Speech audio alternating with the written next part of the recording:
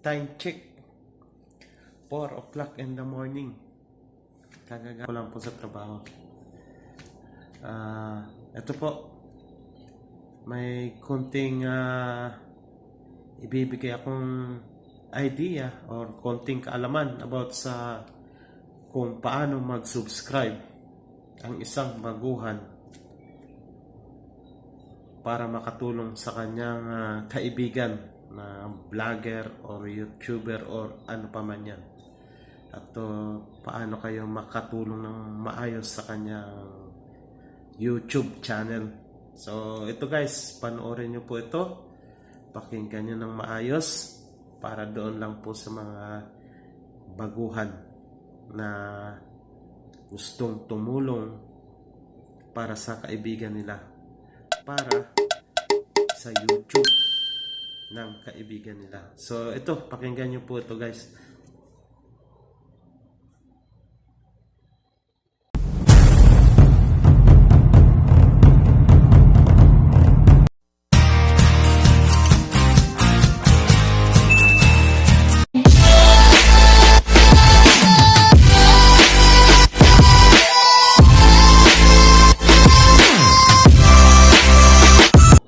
Good morning mga kabig boss.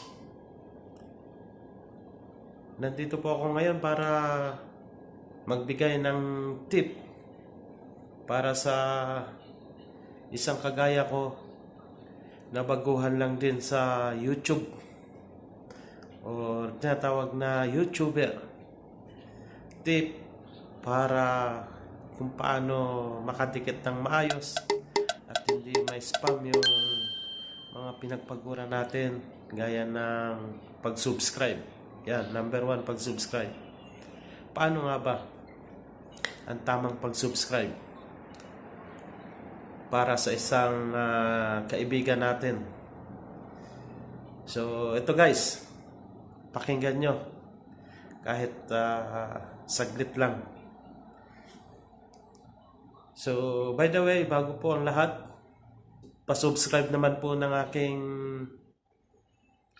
YouTube, ang GRA The Big Boss Channel, Joel Ramal Agustin Official. Okay? And then paki-like and watch na rin po. Paki-share. At kung may mga comments kayo, pakilagay na lang po sa baba at akin po itong babasahin. So, maraming salamat. Kaya, iyan na nga. Para sa mga baguhan na YouTuber kagaya ko na hindi pa nakakaabot ng 1,000 subscriber. Bakit? At bakit naglalagas din po ang ating mga subscriber? Ito po yun. Kung kayo po ay nais tumulong at gusto nyong tulungan yung YouTube, kagaya nito, kagaya ng YouTube ko, kung nais niyo po akong tulungan, for example, ay i-watch nyo muna, panoorin nyo po muna ng kahit na kalahati sa video na kung ano man meron siya or ako. For example, ang video ko ay 10 minutes, kahit mga 5 minutes to 6 minutes po, panoorin nyo lang po muna. At saka na po kayo mag-comments or mag-like at mag-subscribe. Kasi po, kung basta-basta na lang po kayo mag-subscribe at yun na nga po, magla-like at syempre magko-comments, nadidetect po yan ni YouTube. Alam niyo ko po kung bakit. Kasi nakikita po niya yan. For example, hindi nyo po napanood ng buo yung video ko, pero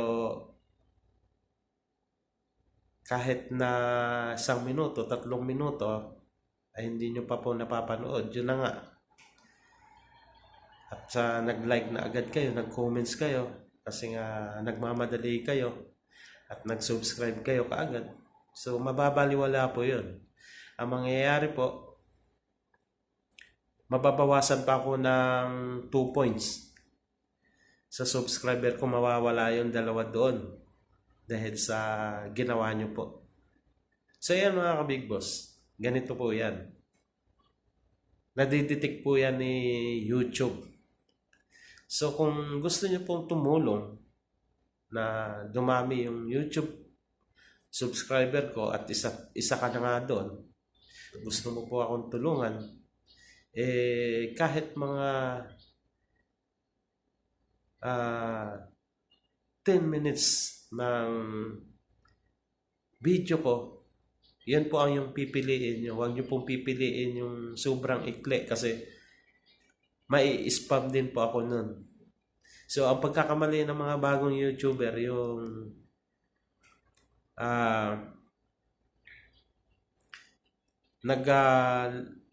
nag-download sila ng napaka-ikling video. Gaya ko. Hindi ko rin po alam yun. Huwag nyo pong panoorin yun. Please. Please lang po. Dahil yan ang pagkakamali ko.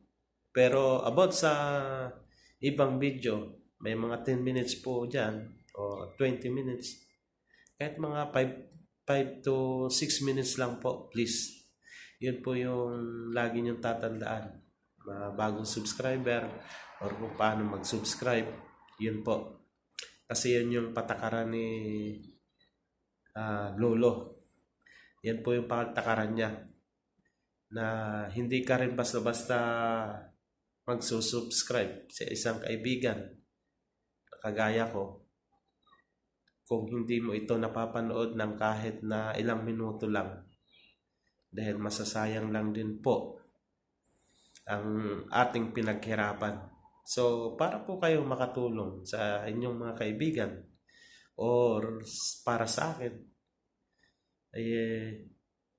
kung maaari lang po ay pakiwatch nyo lang po ng kahit na mga 5 to 6 minutes or kalahati ng video bago po kayo mag-like, mag-comments at mag-subscribe. Pinaka-the best po dyan, pagkatapos nyo po ma-perfect yung yung mga sinasabi ko na ito, ay i-share nyo po para makatulong din po kayo talaga ng malaki. Malay nyo. So, yan po. At sa number 2,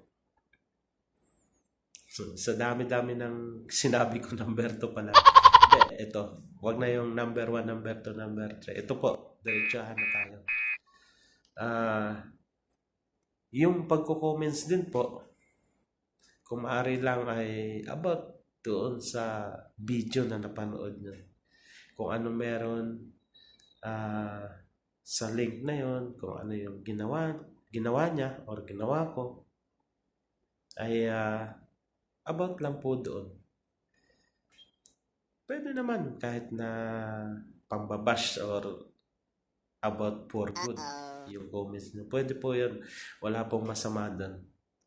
At makakatulong pa po kayo lalo. Lumaki po yung channel ko or channel niya or channel ng kaibigan mo. So yan po. Sana sa maikling video ko na ito ay napaliwanagan ko kayo ng maayos kahit na medyo magulo. So, direct to the point lang po ako na nagsasabi na bago nyo po panoorin, isubscribe yung isang YouTube channel ay panoorin nyo lang po muna ng kahit nakalahati doon sa 10 minutes or above, mas mataas pa doon mas the best. Panoorin nyo lang po muna, hayaan nyo po muna mga lahati ng mga kahit na mga 5 to 6 minutes yung pinapanood nyo. Huwag nyo pong i-skip ang video para lang masabing nanood po kayo. Hindi kasi nadidetect din po pala yun. At about doon sa mga ads na nakalagay, makakatulong po kayo ng malaki kung hindi nyo rin po i-skip yun. Ituloy-tuloy nyo lang po.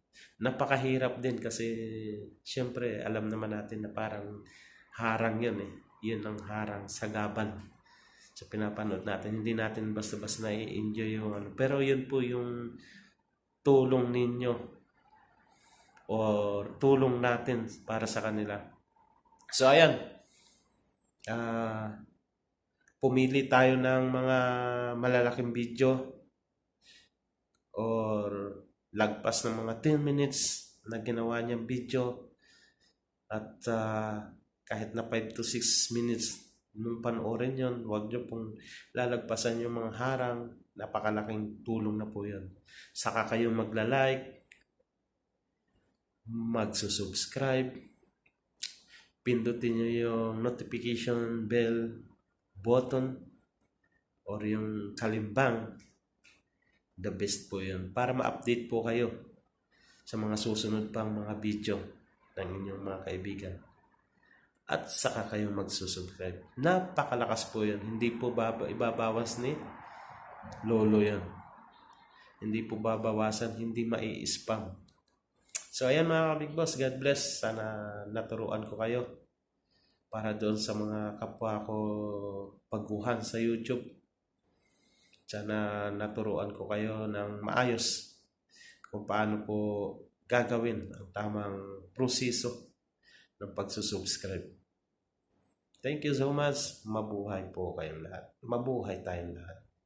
God bless. Bye-bye.